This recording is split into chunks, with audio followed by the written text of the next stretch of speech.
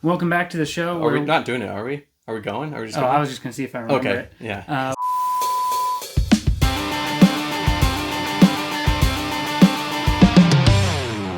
Hi, I'm Dylan, And I'm Ryan. and welcome back to the show where we review books and their movie adaptations.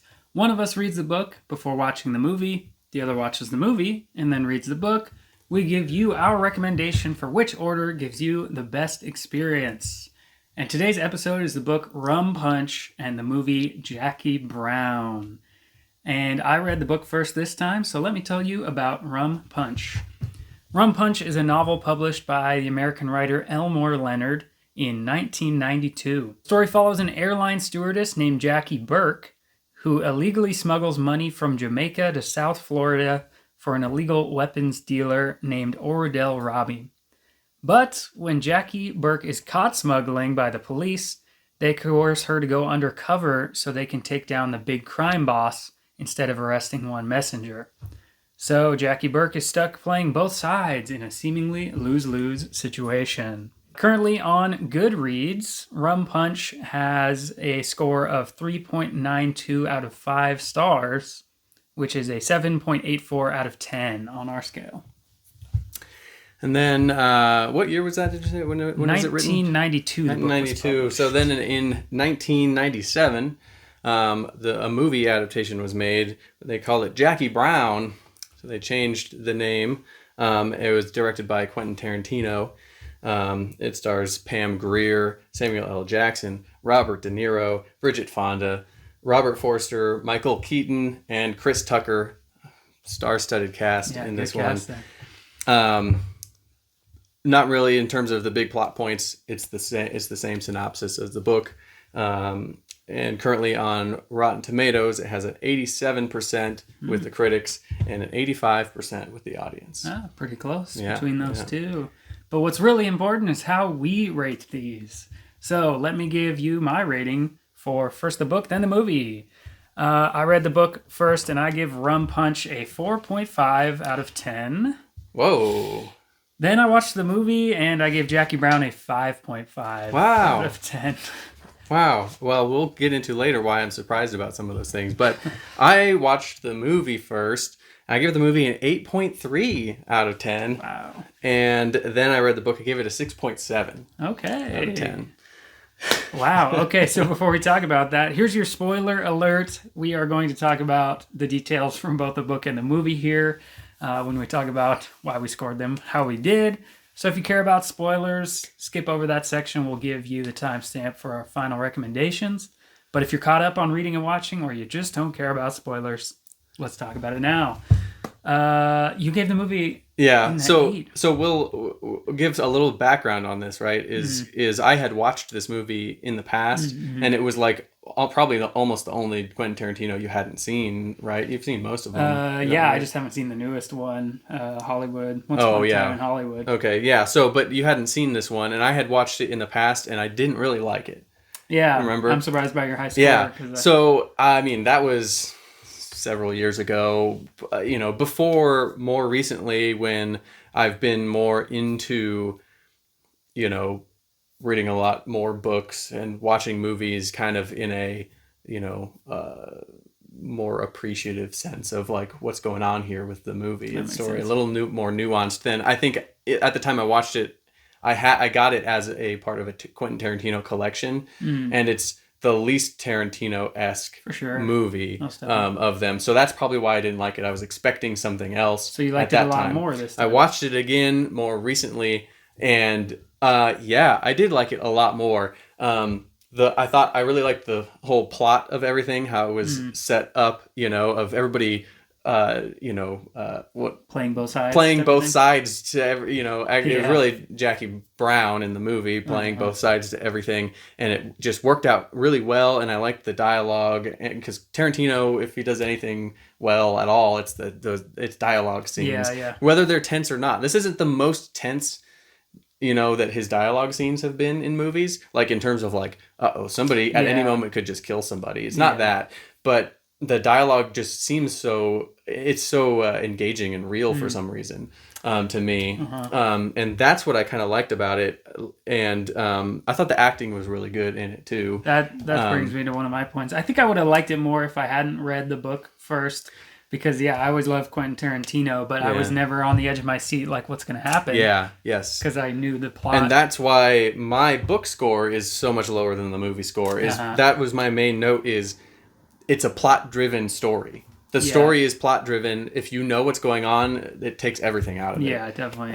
I still thought the book was decent. It was pretty well. I liked the extra stuff that was added into the book, or not added into the book, that was in the book that they had to cut from the movie, because the movie became a thing where a good amount of dialogue is straight from the book, and it focused on the dialogue stuff, which made it for a longer movie. It's a pretty long movie. It's probably it's probably over 2 hours, 2.5, something like that, maybe. Remember. Yeah. So there just wasn't time to get into all the rest of that stuff. Some things are different. I don't think it really changes the overall idea of the movie very much. No. And so to keep in the dialogue parts that they wanted in the movie, they cut out some book parts. And so those other extra parts in the book, I kind of did like. It was, fleshed those characters out a little bit more, made some of them different than they were in the movie. That's why it wasn't so low for me. But you you actively disliked the book, and you read that one first. Yeah, I just man, I see how people could like it. Like, it was easy to read. I read it really quickly, but I wouldn't call it a page turner. It just so I don't think the writing style was bad. There was some good dialogue. I was kind of invested in the Max Cherry, Jackie Burke relationship, but that was really the only character dynamic I was that interested in. So then maybe I'd like Jackie Brown if I rewatch it in the future, more divorced from the book, because, while I was watching it, I was just thinking, like, it's a good adaptation of a book that I just did not care about. Yeah. So I couldn't get invested. Well, you did rate it higher, which is... Yeah, I liked it better. That doesn't happen very often in us doing this. The most common thing for us, right, is to rate the first thing better. Yeah, because it's our first experience with it. But, I feel like it added a lot. The great cast, like all the people that are cast in it. And Quentin Tarantino's directing, just the style and everything he adds, I did think it was better. And like you said about acting, Robert De Niro to me stood out. Oh yeah, because he barely says anything. He barely says anything, but he has so much emotion on believable, his face. And it's because he doesn't act like that in most of his movies. Yeah, he's very timid. Quiet. And it was an interesting choice for him for that part, but it worked out really well. Oh yeah, I loved it, because even though I knew he was about to shoot Melanie in the parking lot, I believed that he was annoyed. Yeah. The more she was talking, you could see on his face how annoyed he was. And then I also liked when him and Ordell are in the car later, and Ordell accuses him of taking the money, and he seems so genuinely upset by that. He's like, "How could you ask me that?" Yeah. How do you really think I did that? Yeah. He just totally sold it. So yeah, Robert De Niro was amazing in it. And they're all good, but also Michael Keaton. I thought so too. Good. I thought Michael Keaton as Ray Nicolette was a really good character. He just totally seems like he likes the idea of being the cop. It's a pretty small character, especially in the movie. It's a less of a character even than in the book, as in terms of his part in it. But it seems like you get Michael Keaton to do just this part. Yeah. But it works out so well. And I guess that Quentin Tarantino movies do that a lot of times. They might have a big name character. He can get somebody in there to play a smaller part. Yeah. And it just works out real well. Yeah, he's so good. He's totally believable as the character, where it's he just thinks it's really cool to be a cop. Yeah. And the same could be said for Chris Tucker, because Chris Tucker has a small part. But I don't know, he was really good in that character.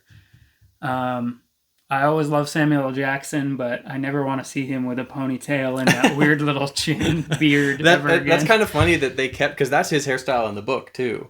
Oh yeah. And it's a funny Apparently that detail was an important to keep detail, the same. Yeah.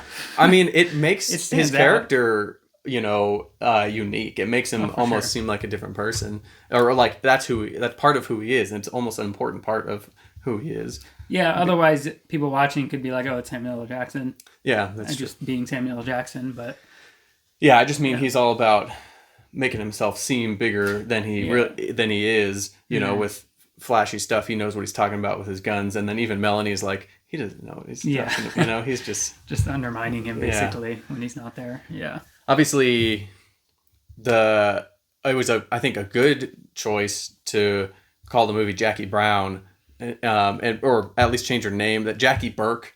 You know, I do like that the title is her name. Yeah, because that's what the story's about. Yeah, it's really Rum focused Punch. on her. Like they barely mention it, and it's they like barely mention it, but there's almost thing. like a motif of rum-based drinks. Did you notice that? Yeah, and they're not all rum punches, but his Ordell's plan or whatever is called Rum Punch, isn't it? But wasn't it that was their one from before this one? Wasn't it? It was that like what the it was? one that they did. The one with the kidnapping? Yeah. Okay. That's what I couldn't remember what it was, but like they cut almost all that out of the movie, if not all of it, right? Mm-hmm. They don't even touch on it, so they had to change the name if they're going to get rid of that, because it is a small part of the book. Well, one thing when I was looking up the book to write the synopsis, I noticed there's like a whole series. Like there are other books that Elmore Leonard has written with the Ordell Robbie. Oh, character. Really? Yeah. Oh. And I don't think this is the first one. I think it's the second one. Okay. So they would have to kind of divorce it from the bigger picture. Yeah, that makes sense. And that's interesting. So yeah, if I hadn't said it already, I thought that I rated the book lower because I had watched the movie first. Yeah. But it's possible, based on your ratings and how much you liked either one, that I rated the book higher because I watched the movie first. Yeah, that's true. I thought, like, the whole time I'm reading the book, I'm picturing all of these actors as the characters, because I can't undo that, because they did so well in the movie and they were the characters so well in the movie that every single one of them were actually Robert De Niro as Lewis. The Lewis character in the book is the most different, I would say. Oh, yeah. Because you get more of his backstory, and he does more stuff in the book. So yeah, he's kind of less of a character in the movie. Yeah. So that in that way, I didn't really picture Robert De Niro as Lewis in the book. It is a weird choice, like you said, casting choice, out of Robert De Niro's typical roles. Yeah. But other than that, I mean, the little differences that are there. Oh, I was going to say one thing about, you kind of mentioned the writing in the book or whatever. I thought, the way it's written, which I'm guessing is Elmore Leonard's style or something, is a little different than most things. Like a lot of his, what do you call that when you do the he said part of dialogue tags? Dialogue tags. Some of them are in weird spots. Yeah. Do you notice they're like almost in the middle, where there wouldn't be it doesn't seem like there would be a natural pause in what somebody was saying. Mm-hmm. Seemed in weird spots. And then he'll also have, what do you call it? He'll have what is technically an incomplete sentence, but as a whole sentence. Yeah. Like I have an example. One is this is a whole sentence. Ordell saying it was where he got the M60 machine guns he told Lewis about.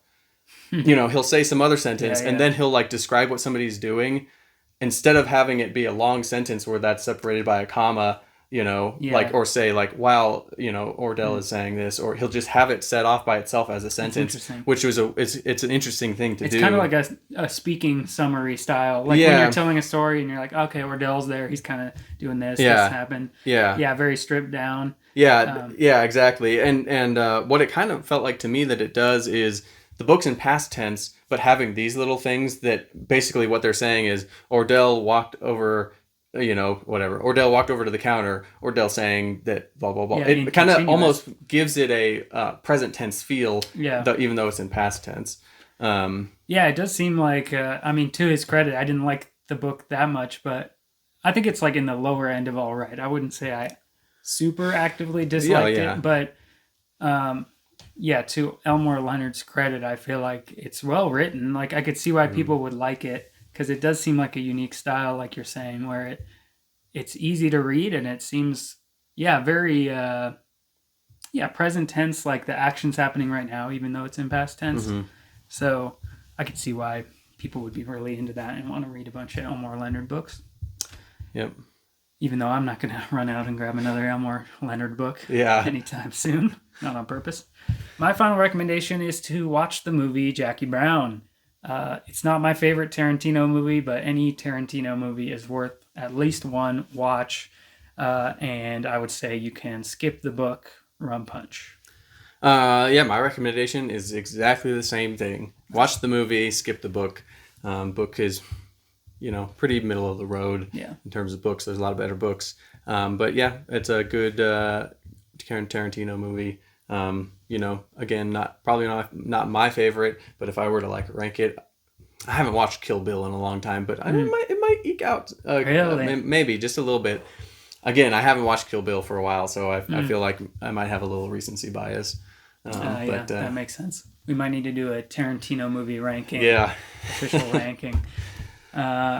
Cool. So our scores were different, but we have the same recommendation in the end. Yeah. That's pretty interesting. Now we need to determine if they are underrated or overrated. All right, so let's start with the book. Is Rum Punch overrated or underrated? I gave the book a 4.5. And I gave it a 6.7.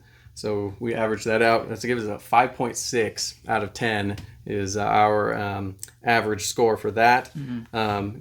Goodreads score was 3.92 or a 7.84 out of 10. So we think it's quite a bit overrated, this book. Yeah, pretty far overrated. That's true. So I didn't know what you were going to rate it after you rated it something lower than me. My score was even much lower than that. And then that's a high score for this book. People must like this book, 7.4. That's pretty high. Like I said, I could see why people would like his style, but not for us. Yeah. So overrated. So Jackie Brown, the movie, I give it an 8.3. I gave it a 5.5. And that average is a 6.9. Respectable. If that was a Rotten Tomato score, 69%. It's fresh still. Yeah. Good. But the critics gave it an 87. Audience with an 85. So we also think that one's overrated. Yeah, as a movie. Critics and audience. 87, 85 is pretty high. It's pretty close to my score. Yeah. But it is a little higher. I dragged it down. I'm actually surprised the audience likes it that much. Yeah. It seemed like a movie to me where the critics would really like it and the audience would be kind of 50-50. Yeah. Yeah, because it's not like a normal Tarantino movie, like you said. Mm-hmm. I don't like it nearly as much as most of them. I would put it close to Kill Bill. Yeah, well, you probably like Kill Bill better than I like Kill Bill. Probably. I do like Kill Bill a lot. Yeah. But that's not even my top ones. I won't spoil it in case we do a Tarantino ranking video. Yeah. So now I guess we get into our overall rankings. Yeah. So where did these ones land? Yeah. Everything we read and watched. So we got to go all the way down to, I guess, what number is this? Number 16 on our list is where we see Jackie Brown the movie at a 6.9. Pretty low. 16 on our list of 20. Our list is only 20 right now. Yeah. So that's pretty bad. That's low. That's low, but not as low as Rum Punch the book, which hits our bottom spot. Ooh, a new worse than Taming of the Shrew. Oh, wow. Some redemption for Shakespeare. I thought, I thought it would take a while for something to get down below there. But I would rather read Taming of the Shrew again, me personally. There's some funny parts in there. So I think you might be right. Although I think I probably rated Taming of the Shrew lower than Rum Punch as a book. So I'm probably, this is our combined score. This is our combined. So that doesn't. I don't think that holds up for me. I think I might rather read Rum Punch again than Taming of the Shrew. But well, stick around for the end of the season. We'll have our individual lists. Yeah. For how we rate things. Yeah. And I guess that's all we got for this episode. Yeah, before we go, remember that we are both published authors ourselves. We have some books available. We'll leave links down in the description so you can go check those out. And I guess we do next week, right? Oh, yeah. Not next week. What am I saying? Next month. Next month. We're not that fast. Next month we're doing Bullet Train. Kotaro Isaka, right? Did I say that right? Kotaro Isaka, yes, yeah. Okay. Japanese novel, Bullet Train, yep. And then the American movie adaptation from 2022, Bullet Train. So yeah, if you want to read and watch for next month, we're doing Bullet Train. All right, viewer, you tell me, which is better, the book or the movie? Let us know in the comments below. Stay tuned by clicking the bell, subscribe to the channel. And tell your friends to tune in too. Click another video now. Thank you. Bye.